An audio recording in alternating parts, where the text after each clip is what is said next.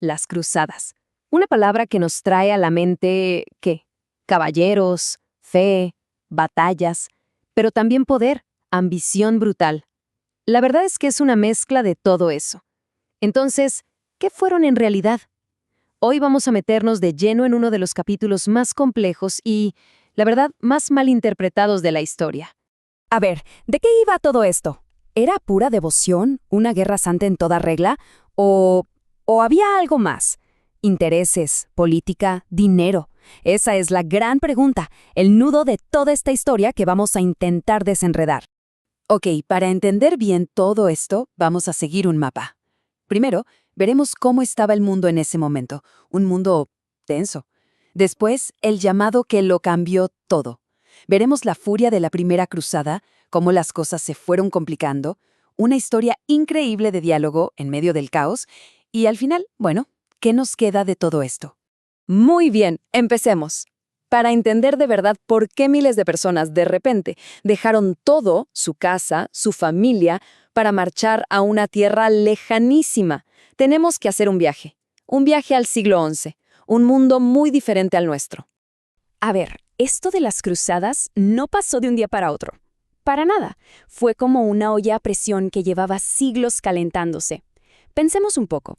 Desde el siglo VII, el Islam se había expandido por territorios que antes eran cristianos. Para los siglos X y XI, ir de peregrinación a Jerusalén se había vuelto complicado, peligroso. Y súmale a eso que los turcos selyúcidas estaban presionando fuerte al Imperio bizantino, que era el gran poder cristiano de Oriente. O sea, el ambiente estaba cargadísimo, listo para que cualquier cosa lo hiciera estallar. Y aquí hay algo súper importante que tenemos que entender. La palabra cruzada no significaba simplemente guerra, no, era algo mucho más complejo. El historiador Jean Fleury lo explica muy bien. Era una mezcla de tres cosas, todas bajo la autoridad del Papa. Por un lado, una peregrinación, un viaje sagrado.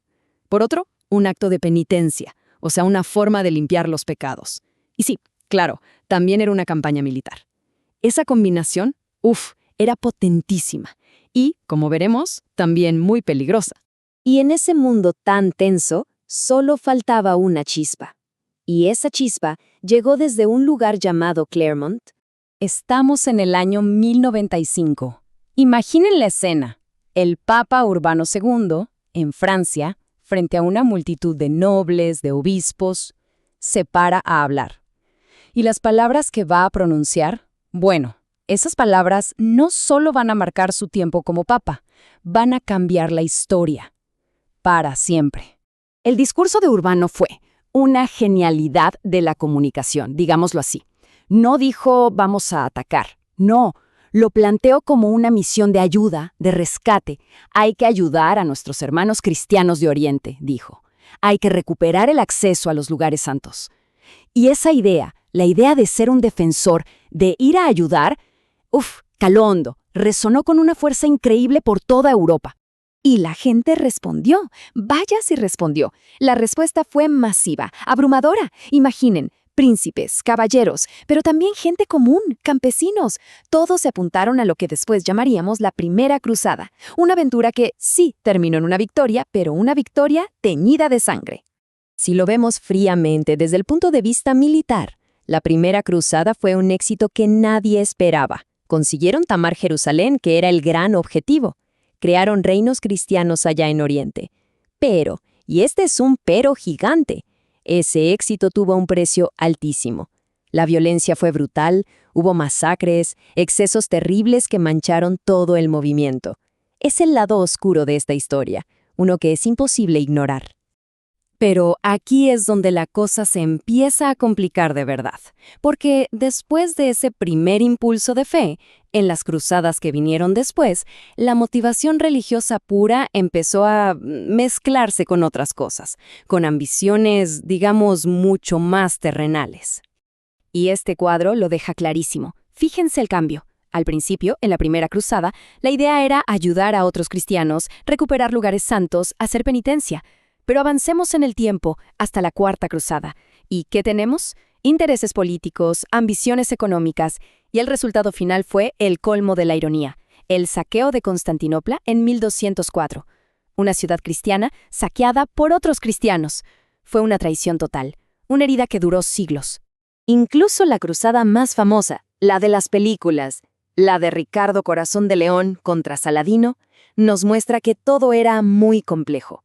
A pesar de esas batallas épicas, de esos líderes legendarios, la cosa no terminó con una victoria aplastante.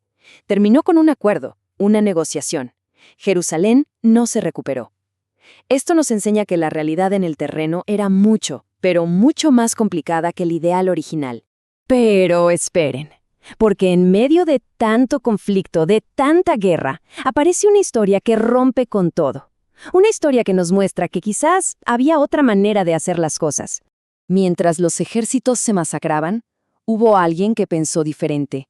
Alguien que creyó que se podía llegar al otro no con la espada, sino con la palabra.